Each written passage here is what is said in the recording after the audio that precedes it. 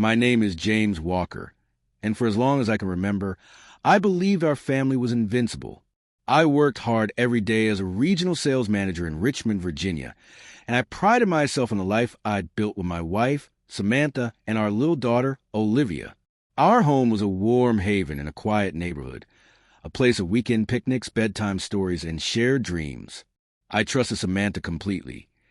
I never imagined that beneath her gentle smile lay secrets that could shatter everything I held dear. It all began on a seemingly ordinary afternoon. I was at work, buried under a mountain of reports and endless meetings, when my phone buzzed a message from Olivia. In her innocent handwriting, she had scribbled a sentence that would haunt me forever. "Daddy, Mommy said she has another daddy." At first, I thought it was a child's misunderstanding, a misheard word or a game she was playing. But as the day progressed and her words replayed in my mind, a chill settled deep in my bones. When I finally returned home that evening, the house was unusually quiet. Samantha was in the kitchen, and Olivia was fast asleep in her room. I tried to act normal as I set about my evening routine, but I couldn't shake the nagging dread that something was terribly wrong. That night, as I lay in bed, I kept replaying Olivia's words. What could she possibly mean by another daddy? I racked my brain, searching for clues in past conversations. The long hours Samantha claimed she needed at work, the secretive phone calls she hastily ended when I entered the room, and the subtle hints of distraction in her eyes. A cold certainty began to form. My wife had been living a double life. The following morning, I decided to investigate. While Samantha was still asleep, I crept into the study and logged into our shared computer. I pulled up old email exchanges, text message histories, even calendar entries that Samantha had noted as meetings at her workplace. Almost immediately, I noticed discrepancies. Several meetings spanned far longer than was typical, and a few texts from an unknown number hinted at intimate encounters. My heart pounded as I discovered that the sender's name was Connor, a name Samantha had mentioned in passing as a co-worker who often helped her out at work. My mind reeled with the possibility that for 3 long years, while I was working and caring for Olivia, Samantha had been involved with another man. I spent the rest of the day in a haze of disbelief and mounting fury. Every piece of evidence I uncovered felt like a betrayal. Each message, each phone call, and every minute Samantha had been away chipped away at the trust one had built with her. I began to compile a digital dossier, saving screenshot of texts, logging call times, and even marking the dates when Samantha's excuses didn't add up. The more I dug, the more I realized that my perfect life was nothing more than a carefully constructed illusion. That night, I confronted Samantha in hushed tones, careful not to wake Olivia. "Sam, I need you to explain something," I said, my voice trembling with a mixture of sorrow and barely contained rage. Her eyes met mine, and for a moment I saw guilt flash across her face before she quickly looked away. "What do you mean?" she asked, forcing a smile that didn't reach her eyes. "I mean those texts from Connor, and the fact that Olivia said, 'Mommy mentioned another daddy.' I need the truth, Sam." Her silence was deafening. I pressed on, my voice growing harsher with every unanswered question. Samantha mumbled a feeble explanation about work stress and needing support, but her words only deepened the chasm between us. In that moment, I knew our marriage was built on lies. My heart shattered with each piece of evidence and every evasive glance, and I vowed that I wouldn't allow this betrayal to stand unpunished. As I lay awake in the dark that night, my mind raced with plans, not just to expose the truth, but to reclaim my honor. I resolved to gather every shred of evidence, to confront Samantha and Connor with the full weight of my anger. I knew that my life, once so full of promise, was now irrevocably changed. And with every breath, I promised myself that the price of betrayal would be paid in full. The days that followed became a blur of relentless investigation and mounting dread. I turned our home into my own private war room. Every spare moment was spent sifting through emails, text logs, and even subtle hints in Samantha's social media. I discovered that on countless evenings when she said she was staying late at the office, her phone record showed long, intimate conversations with Connor. It wasn't just a one-time lapse. It was a pattern, a systematic dismantling of everything I believed in AT work. I tried to maintain a facade of normalcy, But inside, I was consumed by a storm of betrayal. Every tick of the clock was a reminder that while I was busy providing for our family, Samantha was busy living a double life. I began to piece together a timeline of her absences, a chronicle of every excuse, every suspicious phone call, and every unaccounted moment. My hands trembled as I compiled the evidence, my heart aching with the knowledge that my perfect family was nothing more than an elaborate lie. Late one night, I reviewed a series of text messages that left no room for doubt. "I can't wait to see you tonight," one message read, followed by another, "Don't worry, I'll take care of everything." The messages were explicit, far beyond the casual tone of office banter. They spoke of secret meetings and stolen moments, moments that had been hidden from me for 3 long years. The realization hit me like a freight train. Samantha wasn't just cheating. She had been building an entire life behind my back, one where I was never meant to be a part. The next morning, as I sipped my coffee in a haze of bitter determination, I knew what I had to do. I couldn't simply confront Samantha with anger. I needed undeniable proof. I installed a hidden camera in our living room and around the entrance to our home. Every day, as I left for work, I kept a careful eye on the footage, waiting for any sign of the betrayal to unfold. And each evening, the camera revealed the same haunting truth. Samantha's smile, her furtive glances, and the tender way she greeted a man I came to know only as Connor. Every discovery steeled my resolve. I reached out to a private investigator, and together we compiled a dossier that painted a damning portrait of deception. I learned that Connor wasn't just a co-worker. He was deeply entangled in Samantha's secret world, and their meetings were more frequent than I had ever imagined. The weight of the evidence was crushing, and my heart burned with desire for retribution that I could no longer contain. That night, as I sat in the silence of my study with the dossier spread out before me, I vowed that the betrayal would be repaid. I wasn't the kind of man who would simply suffer in silence. I would make sure that every lie, every stolen moment, was met with a punishment so severe that none of them would ever dare to betray trust again. The path ahead was dark and uncertain, but I was prepared to walk it, even if it meant destroying the remnant of a family that once meant everything to me. The investigation became my sole focus, and with each passing day, I felt my old self slipping away. I no longer recognized the man I once was, a husband who trusted unconditionally and believed in the sanctity of family. Instead, I became a man driven by a need for vengeance, meticulously tracking every move Samantha made. I documented every late return, every whispered conversation, every moment where her gaze lingered on her phone. I began to follow leads about Connor.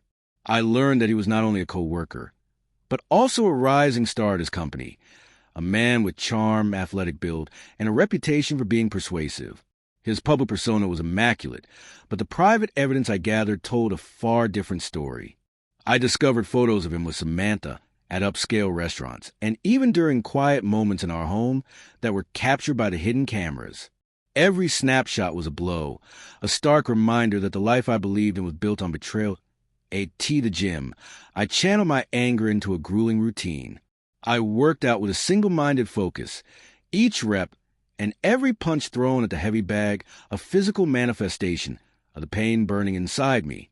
The transformation was undeniable. I was becoming stronger, tougher, and more resolute. I knew that soon I would have to confront not only Samantha but also Connor, and I needed to be prepared for every possible outcome. Late one night, while reviewing surveillance footage from the past month, I noticed something chilling, a pattern in the timing of Samantha's absences that perfectly aligned with long phone calls to Connor. It was a meticulous schedule, a life of secrets carefully orchestrated to keep me in the dark. My heart pounded with a mix of rage and despair as I watched the footage again and again. Each replay etching the betrayal deeper into my soul, I began to plan my next move with a cold, calculated precision. I arranged to have one final confrontation at home, one that would force Samantha to face the undeniable evidence of her double life. I drafted a detailed plan for the moment I would corner her alone, ensuring that every shred of evidence was laid bare for her to see. I wasn't interested in pleasantries or apologies. I wanted answers, and I wanted retribution. Every piece of betrayal would be repaid in blood, if necessary, that I end those long, sleepless nights I even considered reaching out to others who might have suffered similar betrayals, hoping to piece together a network of retribution. I knew that I was on a dangerous path, one that could consume me completely, but I couldn't turn back. The pain of knowing that I had been deceived for 3 years was a wound that would never heal unless justice was served. The realization was clear. I was no longer just a husband who had been wronged. I was an avenger, a man who had sworn that every lie, every secret, every stolen moment would be paid for in full. With each passing day, my resolve solidified. I would confront Samantha and Connor, and I would ensure that their actions had consequences that reached far beyond whispered apologies. The day of confrontation arrived on a cold, gray morning. I woke early, my heart heavy with anticipation, and my mind steel with resolve. With the evidence meticulously compiled and my body honed through relentless training, I prepared to confront Samantha. I knew that this moment would change everything, whether it would lead to the possibility of truth or the final severing of what once was our family. That evening, after Olivia had been tucked into bed, I asked Samantha to join me in the living room. The space, once a haven of warmth and shared laughter, now felt charged with tension. I laid out every piece of evidence before her. Printed text messages, photographs from hidden cameras, detailed logs of every late-night phone call. The room was silent as she stared at the undeniable proof of her betrayal. Her eyes, once filled with trust, now shimmered with fear and regret.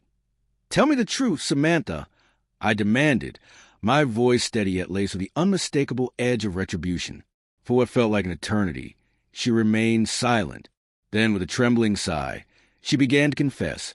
Her words a jumble of apologies, half-truths, and desperate explanations about loneliness, stress, and the allure of Connor's charm. Each word was a dagger to my heart, confirming that our perfect life had been nothing but a carefully constructed lie. The confrontation escalated quickly. In the heat of the moment, I delivered a warning that was as cold as it was final. Every lie, every stolen minute, will be repaid. I won't let this betrayal go unpunished. Her tearful eyes spoke of remorse, but I wasn't ready to accept remorse as an excuse. I left her in that dimly lit room, knowing that this was only half the battle. I still had to confront Connor, the man who had taken advantage of my absence, who had wormed his way into our home and our lives. I spent the next day meticulously planning my next move. I tracked Connor's schedule, studied his public persona, and even observed his behavior at work through discreet contacts. I discovered that he was due to attend a company event at an upscale venue later that week, a perfect opportunity to confront him in public and send a message that betrayal comes at a steep price. That night, I sat alone in the study, the evidence spread out like a map of our ruined lives. I felt a mix of sorrow, anger, and a grim satisfaction that I would soon make him pay. I reviewed every detail, every hidden moment captured by my cameras, and with each piece of evidence, my resolve grew stronger. I was no longer the naive husband who once believed in unconditional love. I was a man transformed by betrayal, determined to reclaim his honor. Even if it meant stepping into a world of violence from which there was no return, the day of the final confrontation arrived amid stormy weather, as if nature itself mourned the collapse of a once perfect family. I attended the company event where Connor was scheduled to appear. Dressed in dark attire that matched my somber mood, I blended into the crowd with cold determination. The venue was buzzing with chatter and laughter, but to me, every face was a reminder of the lies that had shattered my trust. I watched from a shadowed corner as Connor mingled confidently with colleagues and admirers. Every smile he flashed, every laugh he shared, was a bitter reminder that while I had been devotedly at work and at home, he had been stealing moments with Samantha, moments that would never return. My heart pounded with a mix of rage and sorrow as I recorded every detail on my phone, knowing that soon I would confront him. When the crowd thinned, I followed him to a quiet balcony overlooking the venue. There I stepped forward and called out, "Connor." His eyes widened in surprise as he turned to face me. "Do I know you?" he asked, his tone polite yet tinged with uncertainty. I didn't waste time with introductions. "I'm James Walker," I said, my voice low and unyielding. "And I know everything about the lies, the secret meetings, and the betrayal that tore my family apart." For a long, tense moment, the only sound was a distant rumble of thunder. Then Connor's facade cracked. He stammered an apology, try to offer excuses that fell flat in the face of the undeniable evidence I had amassed. But I wasn't there for apologies. In that moment, I lunged forward. What followed was a brutal, no-holds-barred confrontation on that rain-soaked balcony. Fists flew, and the sound of punches against flesh punctuated the dark night. Every blow I landed was a declaration that betrayal would be repaid in blood. The fight was savage, a collision of raw emotion and physical force. I was fueled by months of hurt and betrayal, and as Connor's defenses crumbled, I pressed on with the ruthless determination of a man who had nothing left to lose.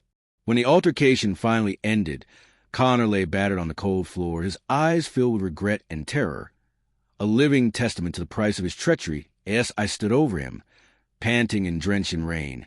I realized that while I had reclaimed a piece of my honor, the journey of retribution was far from over.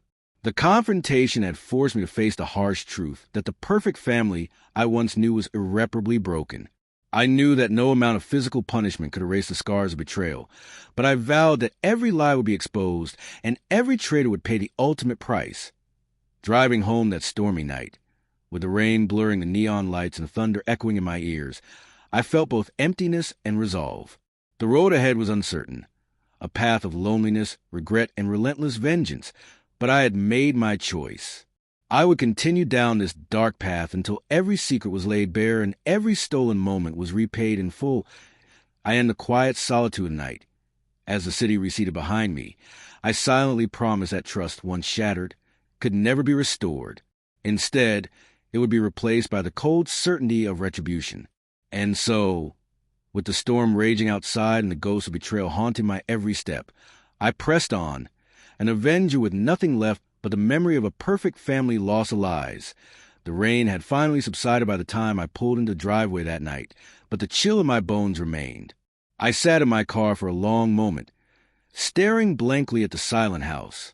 Every window, every shadow cast by the porch light, seemed to echo with the memories of that fateful day, the day I confronted Connor, and the day my perfect life crumbled to dust.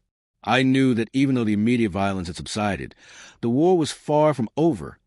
Inside, the house was heavy with a silence that screamed louder than any angry argument ever could. Samantha was in the kitchen, her eyes distant, and Olivia's soft breathing came from upstairs, a reminder of what was left, even in the wreckage. I didn't rush inside. Instead, I sat for a few minutes to collect my thoughts. In those moments, I felt the full weight of the choices I had made. Every punch thrown, every harsh word spoken, had driven a wedge deeper into the heart of our family. Yet, deep down, I couldn't turn back now. I had embarked on a path that promised retribution. And now, I had to see it through. No matter how much of myself I lost in the process, I stepped out of the car and walked slowly up the steps.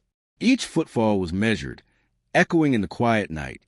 In the living room, I switched on the television, not for news or distraction, but to search for any hints of what the world outside was doing while I was drowning in my own despair. The evening news reported on rising crime and a string of domestic disturbances in the area, stories that somehow resonated too closely with my own inner turmoil. It felt as if the world was teetering on the brink, much like I was. After a long, restless night, I finally managed a few hours of fitful sleep, waking up to a pale morning light that filtered through the blinds. I knew that with each new day, I had to confront the consequences of my actions. The physical scars on my body were beginning to fade, but the mental ones, they were deep and unyielding. I went to the bathroom, looked in the mirror, and barely recognized the man staring back. The eyes were hard, the lines of grief etched into his face. I rubbed my hands together, steeling myself for another day of investigation and internal battles. I had spent the last few weeks methodically gathering every shred of evidence of Samantha's betrayal. I had recorded every clandestine phone call, every furtive glance captured by the hidden cameras, and every detail logged in my journal. My private war room, once just a study, had become a shrine to the shattered promises of our family life.